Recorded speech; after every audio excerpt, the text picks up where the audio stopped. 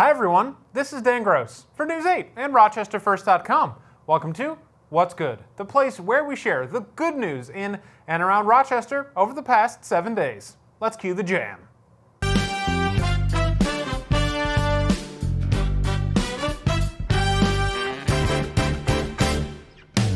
An engineer from Rochester is the most recent local to compete on Jeopardy.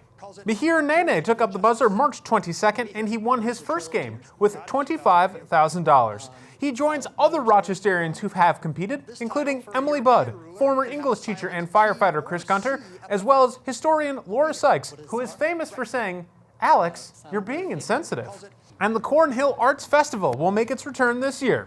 Following 2 years of cancellations due to the pandemic, Cornhill returns July 9th through July 10th. It has more than 5 decades of history with a wide variety of artists and handcrafted creations in an historic setting, of course, with food and live music. And the finalists for this year's World Video Game Hall of Fame class were announced at the Strong National Museum of Play. Finalists are Assassin's Creed, Candy Crush Saga, Dance Dance Revolution, The Legend of Zelda, Ocarina of Time, Minesweeper, Ms. Pac-Man, NBA Jam, Parappa the Rapper, Resident Evil, Rogue, Sid Meier's Civilization, and Words with Friends. And hundreds of thousands of dollars is going to FoodLink to help expand its services. Congressman Joe Morelli announced that $750,000 for FoodLink are going to them to help cover the cost of a refrigerator expansion for the facility. The current refrigerator space at FoodLink is 3,500 square feet, and this new funding will double that space. Flower City Habitat for Humanity officials announced Tuesday that a $3.7 million donation was made. The gift is part of the $436 million donation for Habitat for Humanity overall from American author and philanthropist Mackenzie Scott, the ex-wife of Amazon founder Jeff Bezos. The Sands Family Foundation donated $13.5 million to help build a new YMCA facility in Canandaigua. About $12 million of that funding will go to constructing the new facility. About the rest will be for operational costs.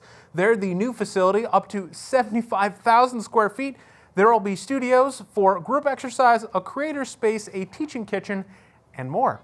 The Blue Tie Gala was held in Rochester. It's a fundraiser for Goodwill of Greater Rochester. In one night, they raised $170,000 toward the organization's community-focused programming.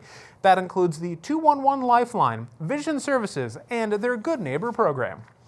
And last Friday, a beloved Rochester International Academy volunteer got a pleasant surprise. John Salzer got a great 96th birthday celebration in the cafeteria. He's affectionately known as Papa by many of the students, and Mr. Salzer has been volunteering with refugee students at the Jefferson campus for more than 30 years.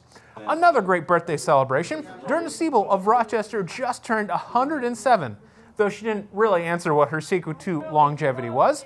She spent 35 years in Florida after she retired from Rochester, where she worked for Clapp's Baby Food and then also at Kodak. She chose to come back to Rochester to be closer with her family. What else is good? Out of this world food is good. We're looking at these 3 great students. That's Tristan DeLaura, Liliana Espinoza, and Alexa Wolcott. These 3 culinary students from a Genesee Valley BOCES program participated in the regional NASA Culinary Challenge. This team selected as one of the top 10 teams across the United States. And in April, they're going to the NASA Space Center in Houston, Texas, to prepare their recipes before a panel of astronauts and officials. What else is good? Fringe submissions are pretty good. If you have a great idea for this year's Rochester Fringe Festival, now is the time to get it submitted for consideration. You can begin submitting your show idea to different venues starting March 30th, so you've got some time to prepare, and the window closes on May 4th. What else is good? Science is good. A team from RIT is part of the world's largest study on environmental evolution. The study showed that samples of white clover had adapted in the same way in cities across the world. You know that white clover, it's that tough weed that is along roadsides and in fields. It's perfect for the study because it is across the world. In short, the study concluded that cities not only affect population loss and species loss, but force adaptive evolution. What else is good? Your good news. Whatever it is, if it puts a smile on your face, the team and I would love to hear from you. You can drop me a line personally. That email should be on screen right about Now, that's dgross at WROCTV.com. And please pass along any photos or video you might have as well. On the topic of passing along photos, we do look for new ways to feature our sweet wordmark logo here. Look at this great shot of the lighthouse from Fred Amato here. We will shout you out on the show if you send in a iconic Rochester vista or landmark or whatever the case may be, and maybe on YouTube too. We'll see. This show's on YouTube. You'll definitely get shouted out on YouTube. Well, I think that just about does it for this week's What's Good. My name is Dan Gross. Thank you so much for your time and company today. Really appreciate it. You know what else is going to be good? The rest of your week. We'll see you next Wednesday.